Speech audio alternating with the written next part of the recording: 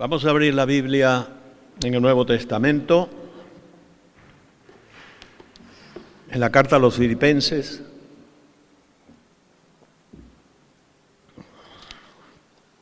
Y nos vamos a ir al capítulo 4.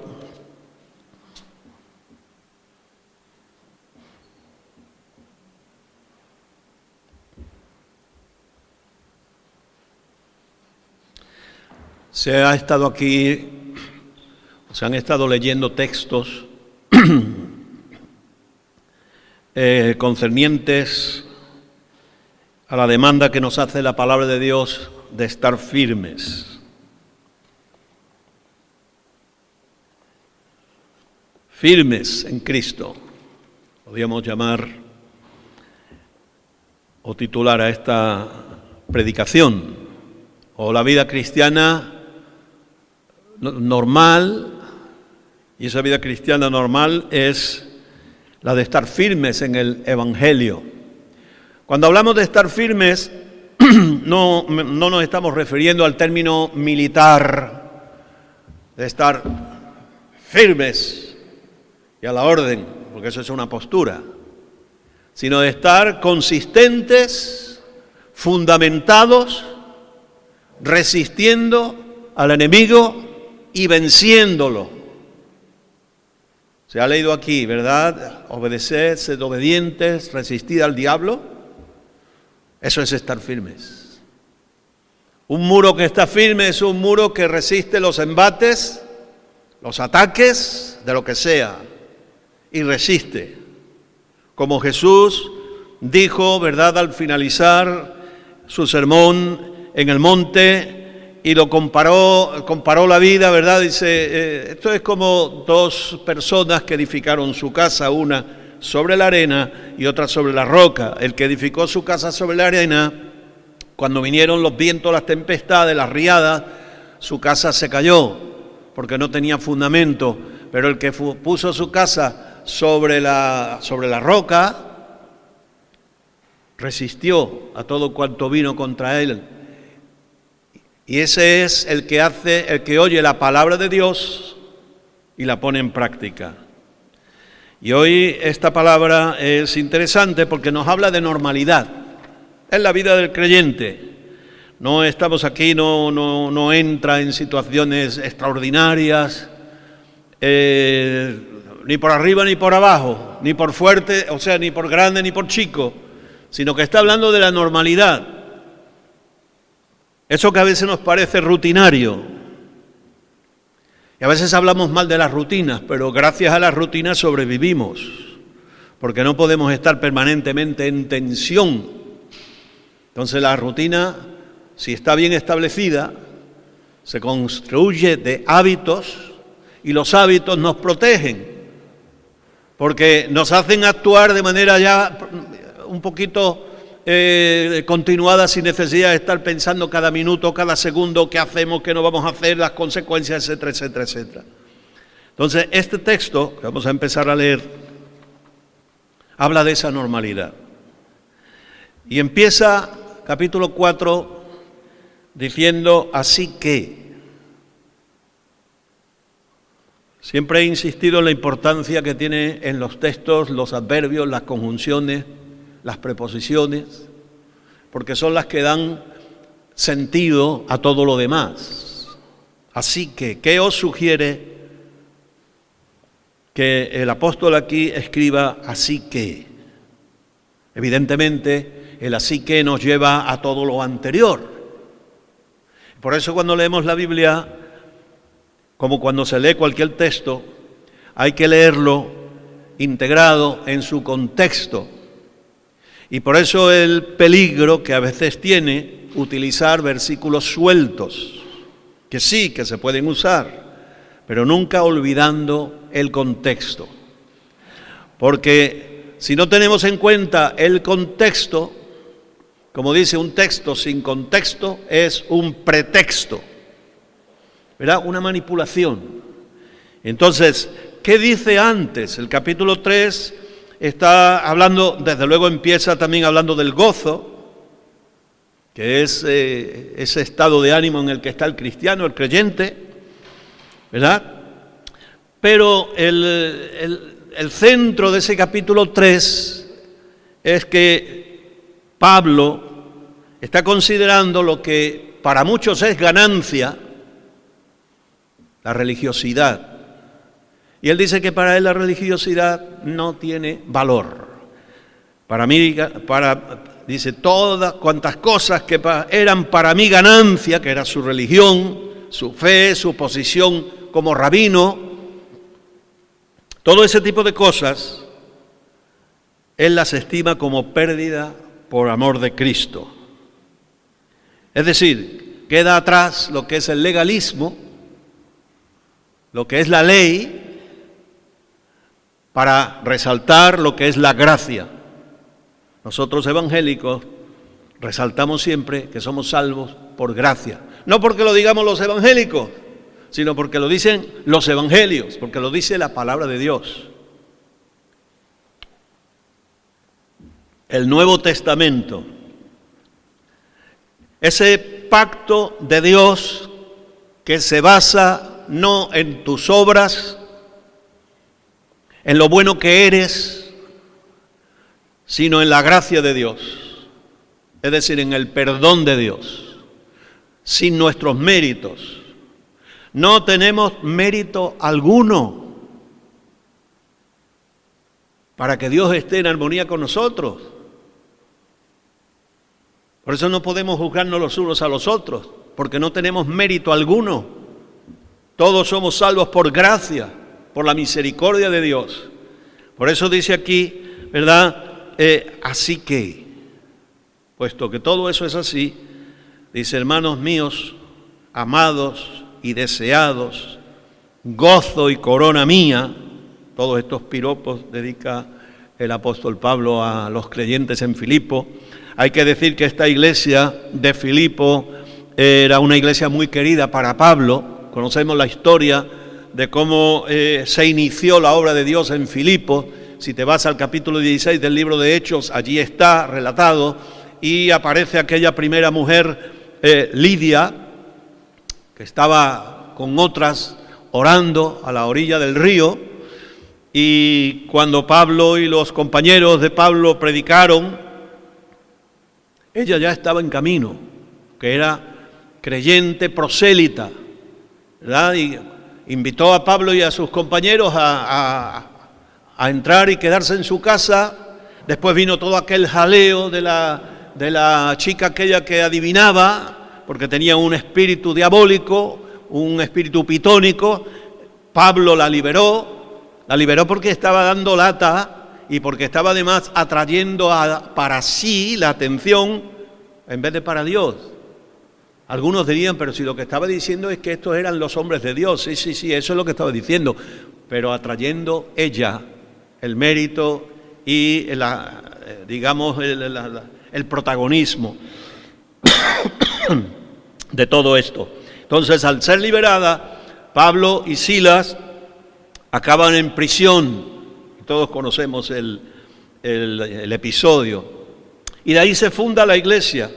Y la carta que Pablo le dirige a los filipenses es una carta muy íntima, muy personal. No es una carta doctrinal, es una carta personal. Bueno, pues ahora les va a decir, los va a exhortar, animar de determinada manera. Y lo primero que le dice es, estad así firmes en el Señor. Firmes en el Señor. Y por eso se han leído estos textos y por eso hoy es importante que hablemos de la importancia de que venga lo que venga. Estamos en los últimos tiempos. Sí, pero ¿en qué momento de los últimos tiempos? No sabemos. Pero pueden venir muchas situaciones, pueden venir momentos complicados y difíciles, momentos duros. De hecho, la iglesia estamos pasando momentos complejos. Esto de la pandemia, que ya es... tenemos siempre que mencionar la pandemia porque estamos todavía en medio de ella, no hemos salido, las iglesias seguimos sujetas a restricciones y lo que más nos afecta no son las restricciones legales que nos imponen allá afuera, sino son muchas veces las que nos imponemos nosotros mismos. Sabemos que desde que comenzó la pandemia, algunos han desaparecido. Esto ya venía anunciado. Nos decían algunos expertos que más o menos el 20% de la membresía de las iglesias no volverá a congregarse.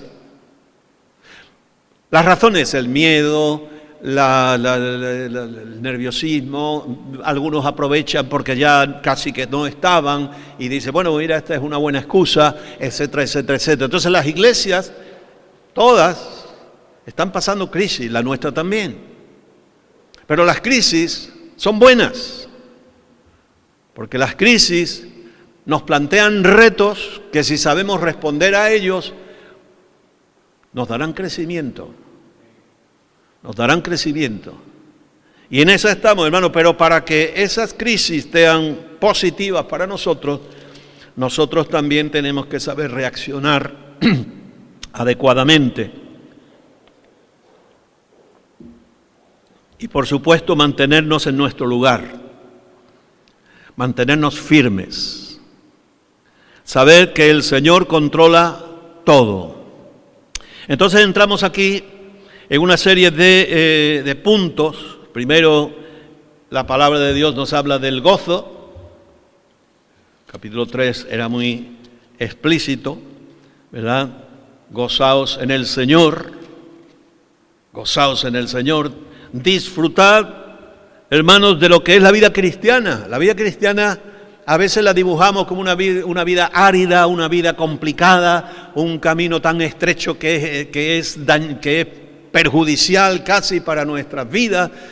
Algunos entienden que servir al Señor o seguir al Señor es no disfrutar de la vida, que todo es malo, que todo es pecado, que no, disfruta de la vida, gózate en el Señor.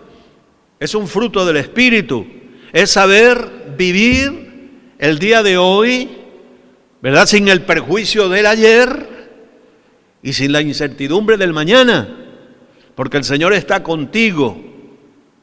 Se nos ha dicho, yo estoy con vosotros todos los días. Todos los días.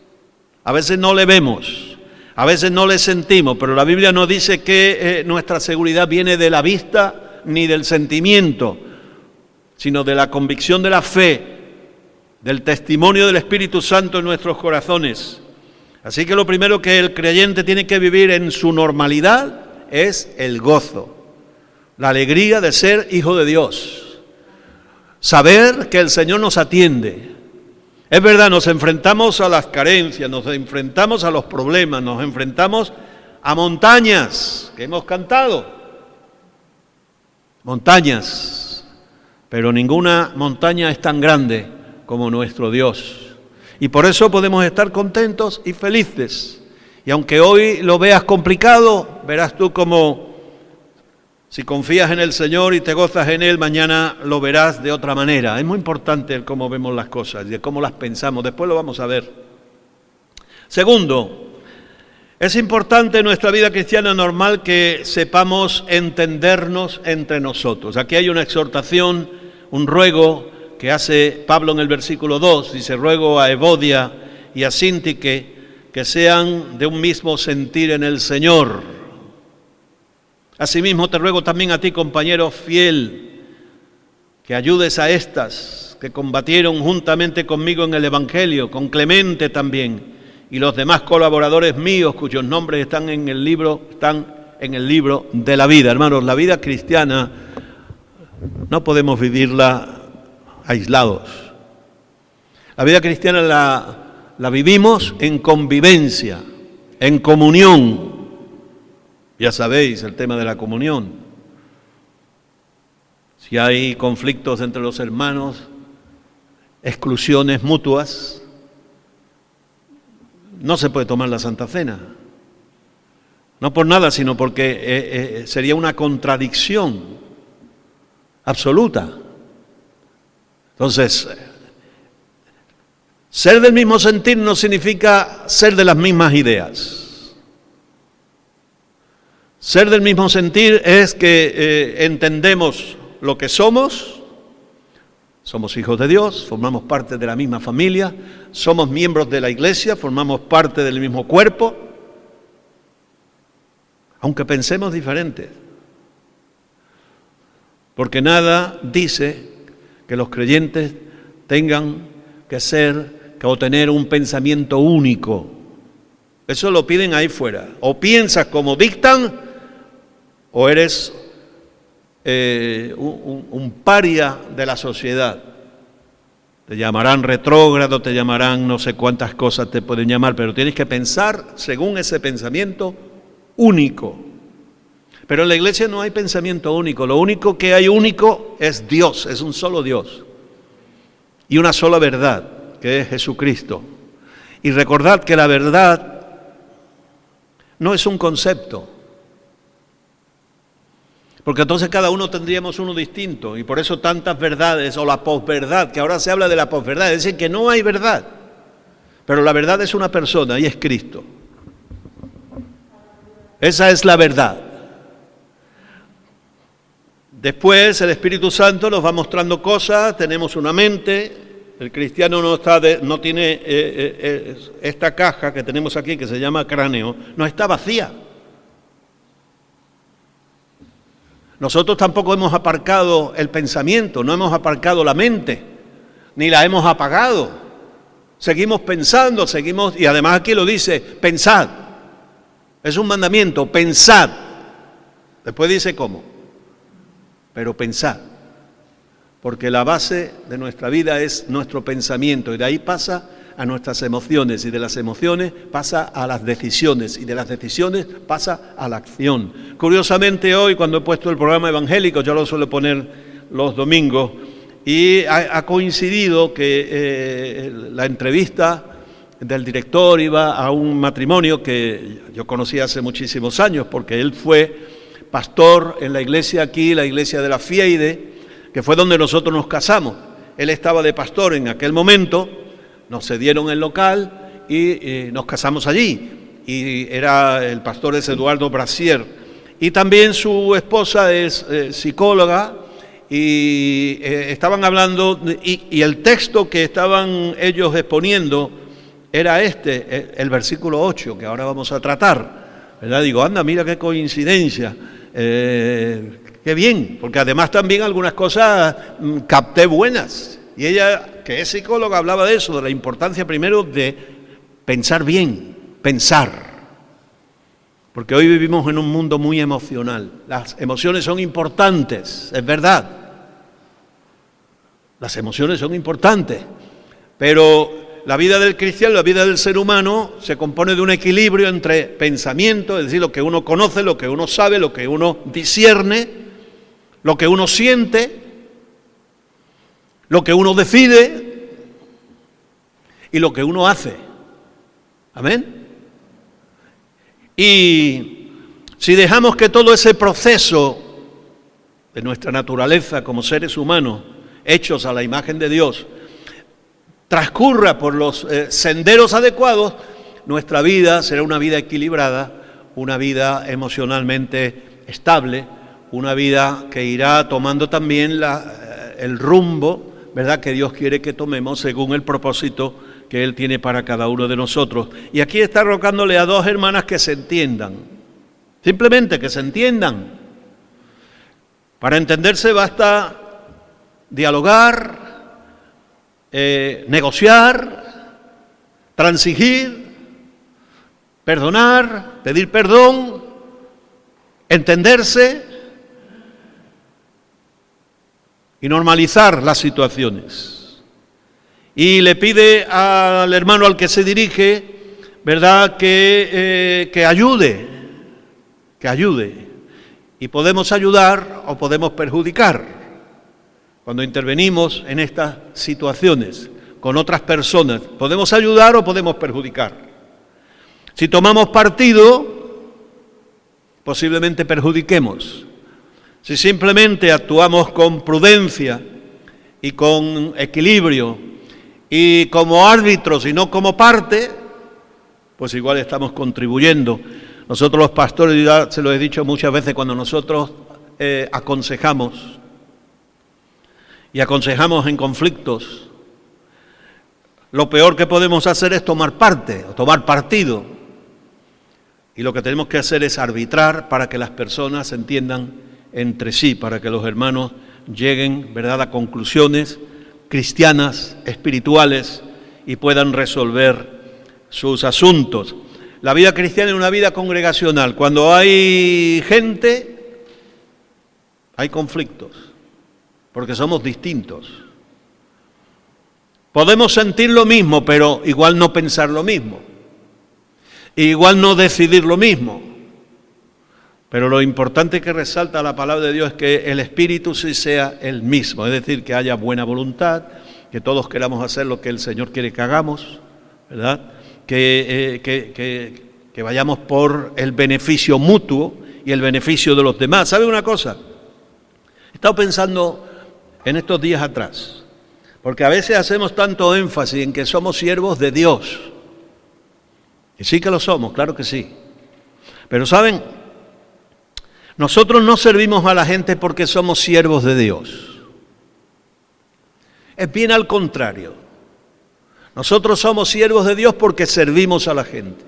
O sea, nuestra vida como siervos de Dios no tiene sentido si no es en beneficio y en servicio de las personas. Eso está por encima de todo, incluso por encima de la ley. Sí. Ya el Señor lo hizo, no que se saltó la ley, sino que por encima de la ley nos aplicó la misericordia, el perdón. Amén, la ley está ahí. Y el Señor dijo, yo no he venido a abrogar la ley tiene su objetivo. Pero el objetivo que tiene la ley es demostrarnos a todos nuestra incompetencia, nuestra incapacidad e incluso nuestra maldad. Entonces, como eso es así, simplemente la radiografía que dice que estamos tuberculosos espirituales, el remedio es el perdón de Dios, la misericordia de Dios, la gracia de Dios. Nunca lo olvidemos. Entonces, por eso tenemos que ser capaces de entendernos los unos con los otros, sabiendo que servimos a las personas y porque servimos a las personas, servimos a Dios. No podemos servir a Dios sin servir a las personas. No hay un servicio a Dios en abstracto. No, señor. Hay un servicio a Dios en concreto, en el lugar, en el tiempo, con las personas tales y cuales, y ahí servimos a Dios. Después, dice que nos regocijemos en el Señor. Y añade otro adverbio interesante. No dice regocijaos en el Señor cuando las circunstancias os sean propicias. No dice regocijaos en el Señor los domingos. No dice regocijaos de Dios a Dios, o sea, regocijaos en el Señor de vez en cuando, sino que añade la palabra siempre. Siempre es una palabra total. Es verdad que como humanos no siempre estamos gozosos y que como humanos vienen circunstancias que nos entristecen. La Biblia no dice que no nos entristezcamos, sino que superemos esa tristeza con el gozo del Señor. Amén. Es como también la Biblia nos dice que no nos sintamos desanimados, sino que cuando nos desanimemos busquemos la fortaleza del Señor y el Señor mismo, el Espíritu Santo, nos levante. O sea, la Biblia no niega, tampoco dice, como a veces algunos han dicho, no digas que estás enfermo porque es darle la razón al diablo. Oye, si te duele la cabeza no tiene ningún problema reconocer que te duele la cabeza, lo que pasa es que tendrás que tomarte una pastilla. Si te ha salido, si estás con apendicitis, no digas, no tengo nada. Vete al médico corriendo porque te puedes morir. O sea, no es negar la realidad, es enfrentar la realidad. ¿Y cómo te enfrentas al apendicitis, al ataque de apendicitis? Pues yéndote rápidamente a urgencia para que te operen antes de que entre una peritonitis y te mueras. Entonces, las realidades están ahí. pero nosotros la superamos. Nosotros la superamos por medio de la fe y con la ayuda del Espíritu Santo. Entonces, regocijaos en el Señor siempre. Y además lo repite. Y además lo he dicho antes, esta es la carta del gozo. La carta a los filipenses es la carta del gozo. Otra vez lo digo. ¿Y por qué repite Pablo esto de regocijaos? Pues porque hace falta. Hace falta. Porque como he dicho antes, nuestras ideas están ahí. Ahora hablaremos de las ideas. Pero las ideas desencadenan emociones. Y cuando los pensamientos son negativos, las emociones son peores. Y si las emociones son peores todavía, imagínate las decisiones que se van a tomar y los hechos que van a sobrevenir. Esa es la dinámica, ese es el proceso. Entonces, regocijaos. Y ahora dice, vuestra gentileza sea conocida de todos los hombres. Ese es vuestro testimonio, mi testimonio. Tiene que verse, tiene que ser visible, tiene que ser una realidad. A mí cuando estaba en la mili, yo soy de los que hacían la mili. Los jóvenes de hoy no tienen ni idea de lo que significa hacer o haber hecho la mili. Y yo tenía en el barco, que yo hice la mili en Marina, en el barco en el que yo estaba había un sargento que me había hecho una promesa. La promesa es, te prometo que te hago maldecir a tu Dios. ¿De verdad? Era un sargento muy malo que había, terrible, todo el mundo le tenía miedo. Y como yo era cristiano, me hacía la vida imposible. Y algunos me decían, dice, ¿cómo es posible que tú estés siempre contento a pesar de todo esto que...? Y bueno, la mili no es nada agradable, se pasan muchas cosas, ¿verdad? Entonces nos pagaban el equivalente a 6 céntimos de los de hoy. ¿Te imaginas? Un mes, el sueldo de un soldado, 6 céntimos. Claro, en aquella época eran 100 pesetas, pero tú dirás, bueno, es que eran otros tiempos, sí, pero es que con 100 pesetas tampoco se iba a ninguna parte. Y después muchas cuestiones. Y decían, ¿cómo es posible que tú estés siempre contento? Pues porque tenía el gozo del Señor. Y eso es lo que llama la atención muchas veces a las personas ahí afuera, porque nos ven. Y eso es lo que les llama la atención. Dice, ¿cómo es posible que esta gente que se llaman cristianos, que se llaman evangélicos, que no sé cuánto, que leen la Biblia, y yo los veo tan contentos, tan felices con la que está lloviendo, con la que está pasando? Pues porque tenemos el gozo del Señor. Y el gozo del Señor no sale de tus emociones, porque tus emociones, como las mías, como humanas, suelen ser muchas veces negativas. Gracias a Dios, este gozo surge del Espíritu Santo, porque de nosotros no saldría nunca. Y el gozo que saldría sería ese gozo pasajero que en cuanto que te dan un pisotón, te dan un codazo, te dicen una palabra así, se te va. Fruto del Espíritu Santo. Porque el Señor está cerca, es decir, eso lo que hace es consolarnos. El libro de Apocalipsis, que muchos lo ven como un libro terrorífico, el objetivo del libro de Apocalipsis no es suscitar el terror ni el miedo en los creyentes, sino todo lo contrario. Porque el centro del libro de Apocalipsis es que Dios triunfa sobre todas las conspiraciones, los complots y las artimañas del diablo. Triunfa, pero evidentemente a su tiempo.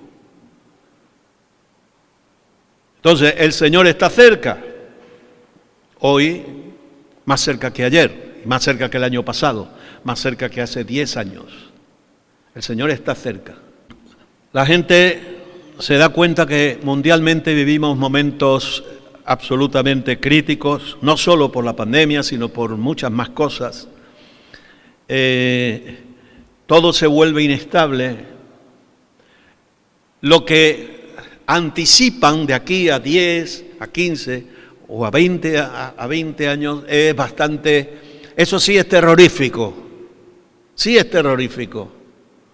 Imagínate que por el tema del cambio climático la ciudad de Cádiz desaparece del mapa. Lo que acabo de decir. Pero es una posibilidad. Imagínate, ¿verdad?, que las aguas se vuelven contaminadas. Dice que hoy no tenemos un conflicto mundial porque las armas que hoy han inventado, como son el arma atómica, el arma biológica, el arma química, si llegan a usarla desaparece no el enemigo, desaparece el enemigo y tú con tu enemigo, o sea, la humanidad. Entonces se retienen y mejor batallitas pequeñas, guerritas pequeñas, etcétera, etcétera, etcétera, pero la cosa está muy mal. Y no es que quiera ponerme catastrófico, pero que el Señor está cerca. Y este año nosotros hemos proclamado y seguimos proclamando que hay que estar atentos, que hay que estar preparados, porque el Señor puede venir en cualquier momento. La pandemia ha sido como un campanazo, una llamada de atención, de que las cosas de pronto se desmoronan, como se desmoronaron las Torres Gemelas en el 2001. Nadie se imaginaba tal cosa, pero sucedió. Tampoco nadie se imaginaba lo de la pandemia y que iba a ser como iba a ser y que iba a paralizar la vida del mundo. Casi que el globo de la Tierra deja de girar, no ha dejado de girar porque no puede, porque Dios le ha puesto sus leyes. Pero todo lo demás, todo lo humano se ha paralizado y ha dejado de funcionar como funcionaba.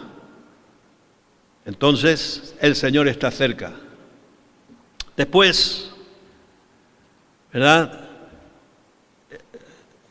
nos dice la palabra que no tengamos afán. El afán es la enfermedad de este siglo. Yo no sé si también de los anteriores, 20 también, pero el afán, la angustia, el estrés. ¿Saben que yo de chico no había escuchado en mi vida la palabra estrés? Y yo no sé los jóvenes de aquí si crecieron con esa palabra, más o menos, pero no existía en el español. Sí, era una palabra inglesa que significa presión, pero en español no se usaba. Pero sí se usaba la palabra afán. ¡Qué afán! Y dice la palabra que no estemos afanosos, o que no estemos angustiados, o que no estemos, si quieres, allá en supermoderno, no estemos estresados. El estrés causa daños psicológicos, daños físicos y daños espirituales. Entonces, no, dice aquí, por nada te angustie. Nada es nada, como decía Scott. Nada es nada. No dejes que las cosas te angustien, ¿vale? No seas como ese como la avestruz, ¿verdad?, que mete la cabeza en arena para no ver lo que está pasando alrededor y ya se siente seguro. No se trata de eso. Se trata de poner en funcionamiento los recursos espirituales que tenemos para superar. No se trata de negar, sino de superar. No se trata de evadir, sino de enfrentar y vencer. Amén. Y podemos vencer. Podemos vencer. Ya le dijo Pablo a Timoteo, es que no nos ha dado Dios espíritu de cobardía o de timidez, sino que nos ha dado un espíritu de fortaleza, de temor, o sea, de amor y de templanza, o sea, de control de uno mismo. Esa es la realidad del cristiano, pero las realidades hay que vivirlas. Entonces, paz y confianza es lo que el Señor te ofrece. ¿Qué te ofrece el mundo ahí fuera? Afán, estrés, inseguridad, por todos lados. Nosotros tenemos que vivir tranquilos, por nada estéis angustiados, sino sean conocidas vuestras peticiones delante de Dios en toda oración y ruego con acción de gracia. Es decir, la clave está aquí. No es negar la realidad, no es decir no pasa nada, porque sí pasa, claro que pasa. El día que me echaron a mí del trabajo, hoy hablo un poquito más de mí que otras veces. No suelo, pero por no poneros a vosotros en el ejemplo, el día que me echaron del trabajo yo ya iba preparado, me llamaron a Madrid, En Madrid me dijeron, mira, ya no prescindimos de tus servicios y todas las cosas, me dieron su indemnización, ya está. Y vinieron tiempos difíciles, pero el Señor siempre estuvo ahí, hasta en los peores momentos. Y salimos adelante. ¿Y qué? Pues fue ocasión para, redirigir la vida. Dios tuvo un propósito conmigo durante 10 años en una empresa donde aprendí muchísimo. Nunca tuve resentimiento con la empresa porque me echaran, al revés, agradecimiento porque a partir de ahí me pude dedicar al ministerio con mucha más dedicación.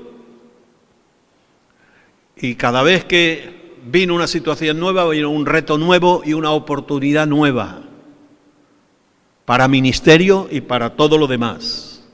Y gracias a esos 10 años, el Señor después me permitió, al presidir las asambleas de Dios, pues hacer determinadas cuestiones y orientar determinadas cuestiones para avanzar de cierto estancamiento que había en algunos asuntos. Lo había aprendido fuera. Dios quiso que pasara por aquellos años ese aprendizaje, porque la vida es un aprendizaje permanente. No se aprende solo en la escuela, no se aprende solo en la universidad, no se aprende solo en el seminario bíblico, no se aprende solo, ¿verdad?, en los másteres y en los doctorados, se aprende en la vida. La vida es una gran escuela y no acabas de aprender hasta que te vas. Y si no lo entiendes así, pues entonces no aprenderás, simplemente no aprenderás. La respuesta, contacto con Dios. La oración es contacto, diálogo con Dios. La oración, a veces tenemos ideas muy equivocadas de la oración. La oración es entrar en el corazón de Dios. El cómo hay muchas maneras, pero entrar en el corazón de Dios. Por eso Pablo también dice, orad siempre. ¿Cómo es posible eso? Te levantas, tienes que ponerte de rodillas y estar de rodillas hasta por la noche cuando ya te vuelves a acostar. Eso no es orad siempre. Orad siempre es que la oración es una atmósfera. La oración es una atmósfera que tú respiras y en la cual estás todo el día. Eso no significa que no tengas que hacer tu trabajo, que ya hacer tus llamadas telefónicas, que trabajar en el ordenador, o en la fragua, o en la caja del supermercado, o verdad pintando, o haciendo lo que te toque hacer. Pero la oración es una atmósfera en la que el cristiano está. Entonces, Señor, mira, esto es lo que me pasa. Me acabo de enfrentar a una situación que es esta. Yo no la puedo resolver. En tus manos la dejo. Dime qué tengo que hacer. Es decir, eso ya cada uno tiene que desarrollar su sistema. Por eso recomendamos, los pastores recomendamos, que los creyentes tengan su tiempo diario dedicado, sí, un momento, porque la Biblia habrá que leerla. ¿Por qué? Porque es la que te muestra la voluntad de Dios. La voluntad de Dios general, lo básico. Después el Espíritu Santo te tiene que mostrar lo que Dios quiere para ti, en concreto. Su voluntad, su propósito, su llamamiento que tiene para ti, porque todos somos llamados a algo. Y si tú eres capaz de escuchar la voz de Dios para obedecerla,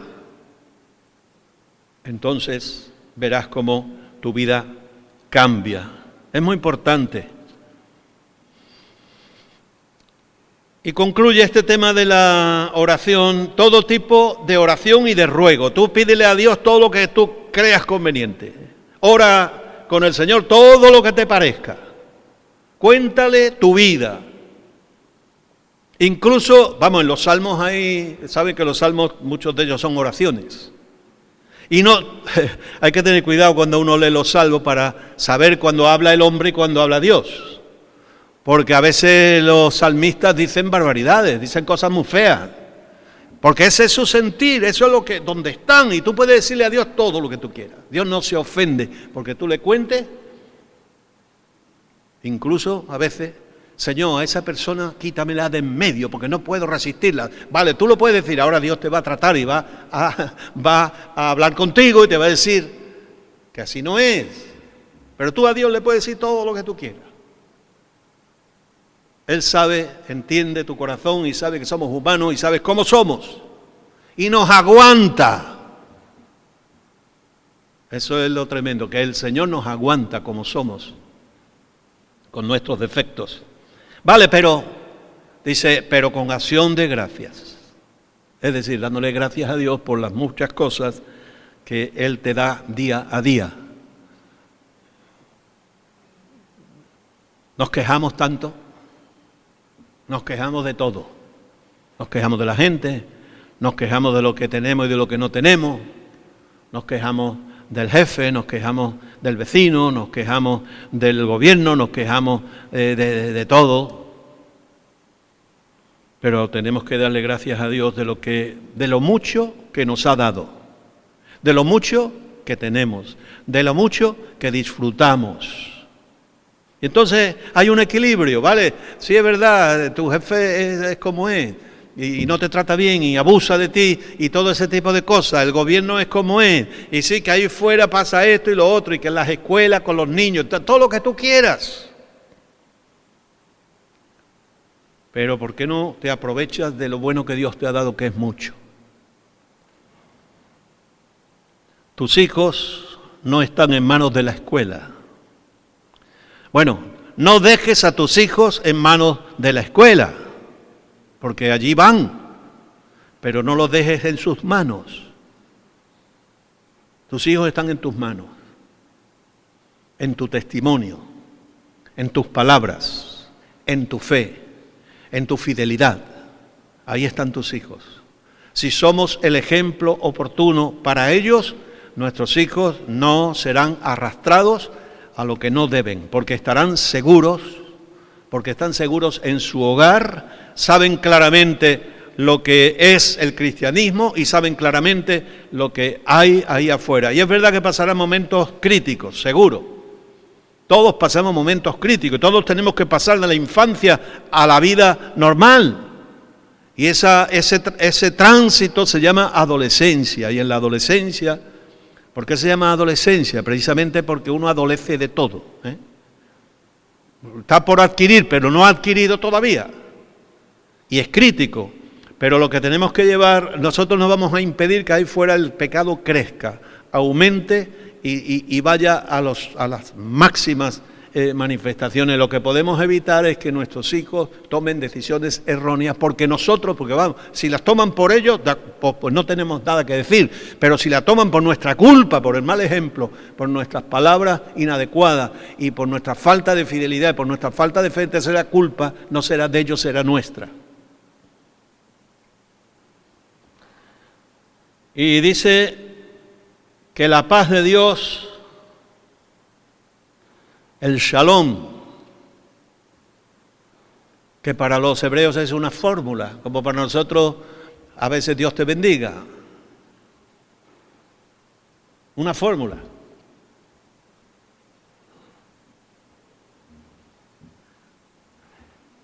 La paz de Dios es una realidad sobrenatural, es una realidad potentísima,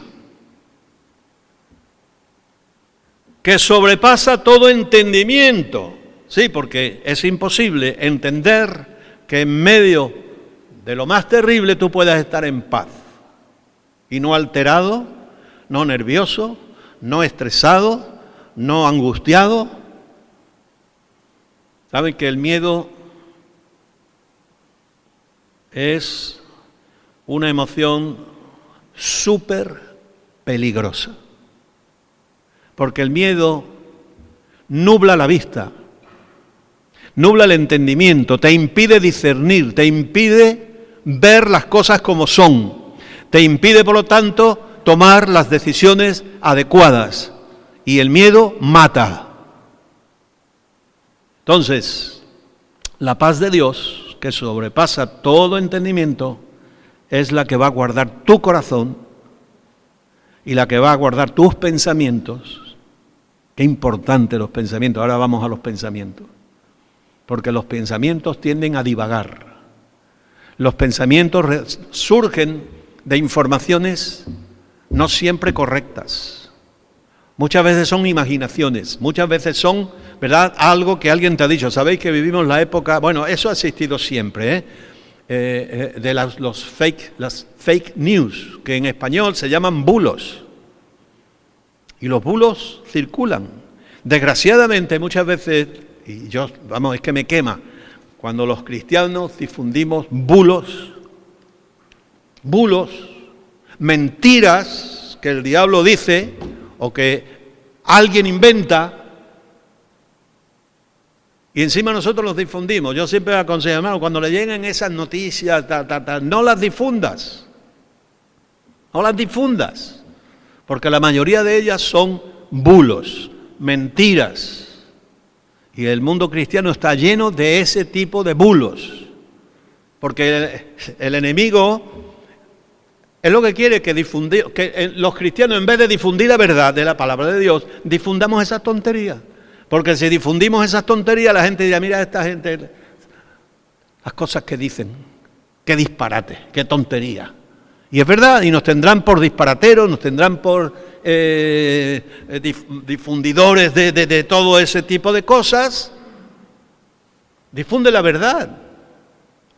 Predica el Evangelio de Jesucristo, predica la paz de Dios, predica el perdón, predica el consuelo, predica y difunde ese tipo de cosas. Y cuidado también, porque dice, bueno, aquí es que es un pastor el que dice, pues anda que no he escuchado yo barbaridades, disparates, ¿verdad?, difundidas por supuestos pastores o supuestos predicadores o supuestos influenciadores. Cuidado, porque ahora dice aquí, por lo demás, ya ahora concluyendo, falta una cosa. Hermanos, todo lo que es verdadero, no lo falso, no lo que va por ahí circulando como verdad. Es que lo ha dicho fulano, bueno, cuidado. A veces se nos escapan cosas que no son correctas, ¿verdad? Todo lo verdadero. La verdad es importante y la verdad es Cristo. Y las cosas hay que sopesarlas, discernirlas.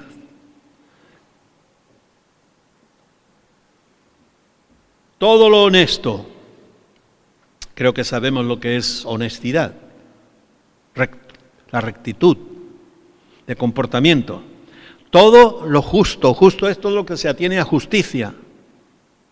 Todo lo puro, que no está contaminado. El apóstol Pedro avisa a los creyentes y dice que recibamos la leche espiritual pura, sin engaño, no adulterada. No adulterada. Hoy, yo a veces lo digo en casa, digo, es que la leche que hoy a veces traen, vamos a ver, leche que no tiene lo propio de la leche, que es la lactosa, que no tiene la grasa de la leche, que no tiene que no tiene nada, es agua blanca. Y en mis tiempos, cuando yo era niño, que no existía ni la leche sin lactosa, ni la leche sin grasa, ni la leche sin manteca, ni la leche sin nada, era la leche con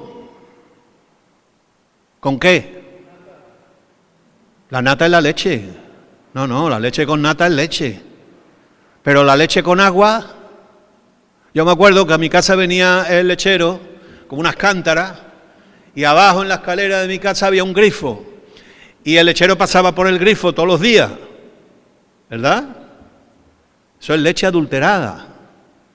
Entonces, si tú al alimento de la palabra de Dios, que es considerada como la leche espiritual, le añades agua, es decir, la haces light, la aguas, y ahora la das, pues estás dando por buena una leche que es adulterada, y es lo que Pedro dice claramente. La leche no adulterada. Recibid con mansedumbre la leche espiritual sin engaño, la leche espiritual no adulterada, porque esa es la que da crecimiento. Dice todo lo puro, todo lo amable, y aquí amable significa que es digno de ser amado y querido, todo lo que tiene buen nombre, si hay alguna virtud, es decir, que tenga eficacia, que produzca fruto, que actúe en tu vida. Y si algo digno de alabanza, en esto pensad. Y ahí está, el pensamiento. Qué importante es la Biblia, el Nuevo Testamento, la enseñanza bíblica no elimina la mente, no elimina el pensamiento. Hoy los ateos están tratándonos de decir que la mente no existe, que todo es un bulbo que hay ahí que llaman cerebro, que produce reacciones químicas y eléctricas, y eso es todo. Pero es una gran mentira, porque ellos mismos no pueden contradecir la realidad del pensamiento. Y el pensamiento es una realidad humana, porque hemos sido creados a imagen y semejanza de Dios. Ahora ellos dicen, ese Dios no existe. Que digan lo que quieran.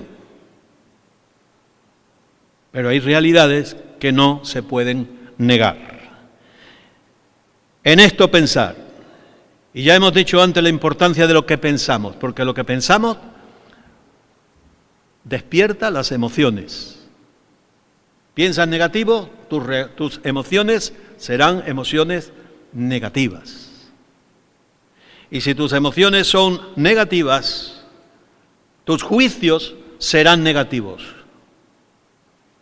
Tus decisiones serán negativas. Y tus acciones serán igualmente negativas. Y esto es la vida normal del cristiano, es lo que Pablo está queriendo decir: resolver los problemas, gozaos siempre, buscar la paz de Dios, y si hay receta alguna, que yo no creo en las recetas bíblicas, pero si hay alguna es esta: hermano, ocupa tu mente en lo verdadero, ocupa tu mente en lo que es honesto, ocupa tu mente en lo que es justo. Y dice, lo que aprendisteis, recibisteis y oísteis y visteis en mí, es decir, tenían el ejemplo. Se aprende no tanto por lo que te dicen, sino por lo que tú ves. Aprendizaje por el ejemplo. Aprendizaje por la práctica. Uno de los grandes teóricos de la pedagogía norteamericano decía, aprende haciendo. Aprende haciendo. Learn by doing. Aprende haciendo. ¿Y cómo haces si alguien no te dice esto se hace así y él lo hace primero? Y tú dices, pues vale, lo voy a repetir, metes la pata, te sale mal, pero no importa porque repite, no, el error que has cometido está aquí, y está aquí, y está aquí. Vuelve a intentarlo y una vez y otra y vas aprendiendo. Por eso dice, esto hacer. Habla de pensamiento, habla de aprendizaje y habla de acción. Y esta es nuestra vida cristiana. Y concluye con una frase ya lacónica, definitiva. Dice, y el Dios de paz estará con vosotros. Amén. ¿Quieres que el Dios de paz esté contigo? Pues toma nota de todo lo anterior, aplícalo a tu vida. Te vas a equivocar algunas veces, no pasa nada. Te puedes volver a levantar con la ayuda del Señor. El Señor también perdona los errores, grandes errores también los perdona, ¿verdad? Pero a la larga tú vas a ir viendo cómo esto funciona y tu vida se desarrolla en paz. Tenemos así el respaldo divino. Y lo que el texto, resumiendo el texto, se resalta la superioridad de la vida en el Espíritu a la vida basada en la ley. ¿Sabe? Porque la ley siempre te es contraria. Nunca trates de aplicar la ley, porque la ley te es contraria. La ley nos es contraria, siempre, porque somos seres humanos, porque somos seres imperfectos, Pero la gracia de Dios siempre es a tu favor. Escoge lo que quieras. Lo dijo el Señor a Moisés. Ponte en un monte, ponte en otro, di aquí las cosas positivas, aquí las bendiciones, aquí las maldiciones, y tú escoge lo que te parezca. Pero tenemos que saber eso, que la ley condena y la gracia justifica. Si aplicas la fe, la confianza en lo que Cristo ha hecho. Oramos. Voy a pedir que los músicos pasen y se sitúen, y en cuanto que estén situados, oramos y nos vamos a poner todos de pie. Si tienes fuerzas, vamos, yo a veces me siento ahí porque ya me flaquean las piernas después si tengo que predicar. Pero vamos a prepararnos. Nosotros no somos muy de hacer llamamientos aquí al altar, porque para mucha gente se cortan, pero yo siempre hago un llamamiento general, es decir, todos debemos de sentirnos interpelados por la palabra, todos tenemos que responder a la palabra, y este es el momento en el que cada uno en su sitio le diga al Señor su parte. Tenemos que dejar que el Espíritu Santo obre en nuestras vidas. Hay cosas que tenemos que corregir, hay pensamientos que tenemos que echar fuera. La guerra mental es una realidad, pero vencemos, ¿verdad? Como dice Pablo, renovaos en vuestro entendimiento, renovaos. Eso es un proceso, es un proceso, y es un proceso que lleva a cabo el Espíritu Santo. Padre, en el nombre de Jesús, en esta mañana pedimos que sea este Espíritu Santo tuyo el que en nuestros corazones afiance tu palabra, revele tu palabra, la haga clara, nos interpele a cada uno de nosotros en lo que nos toca, Señor, para que aprendamos de ti y para que verdaderamente podamos vivir una vida cristiana normal, firmes en Cristo Jesús. Te lo pedimos en su nombre. Amén.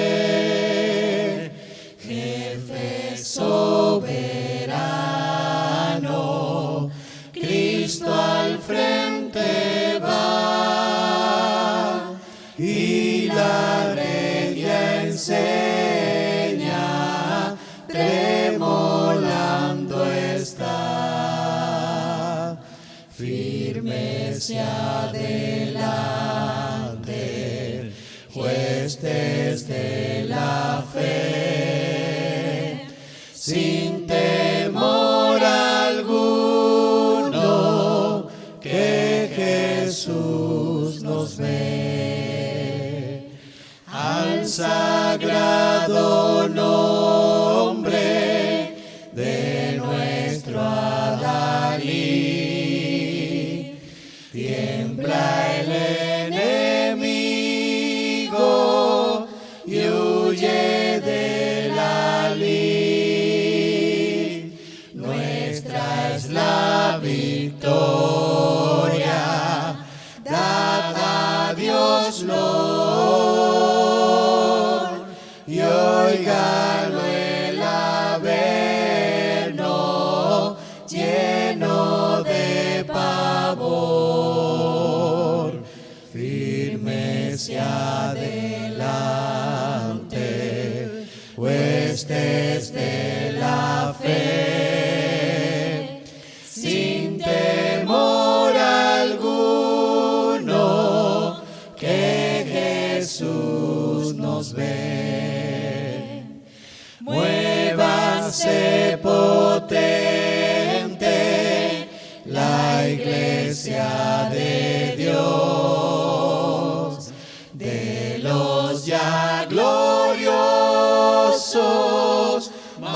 vayamos en pos. Somos solo un cuerpo y uno es el Señor. Una la esperanza y uno es nuestro amor. Firmes y adelante, huestes de la fe, sin temor alguno, que Jesús nos ve. Tronos y coronas pueden perecer, de Jesús la iglesia constante ha de ser. Nada en contra suya prevalecerá, porque la promesa nunca faltará. Firmes y adelante, huestes de la fe, sin temor alguno, que Jesús nos ve. Amén.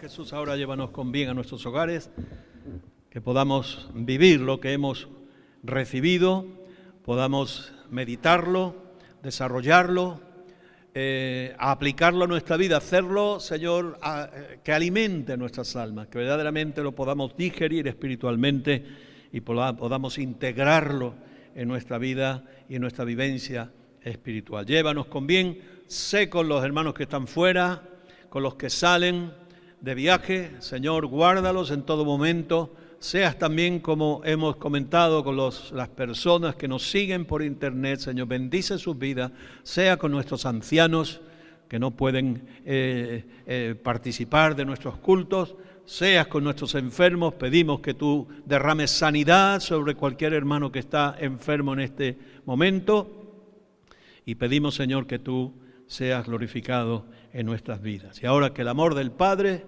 la gracia de Jesucristo y la comunión del Espíritu Santo vaya y sea con todos y cada uno de nosotros, en el nombre de Jesús. Amén. Dios les bendiga. Salúdense en el amor del Señor.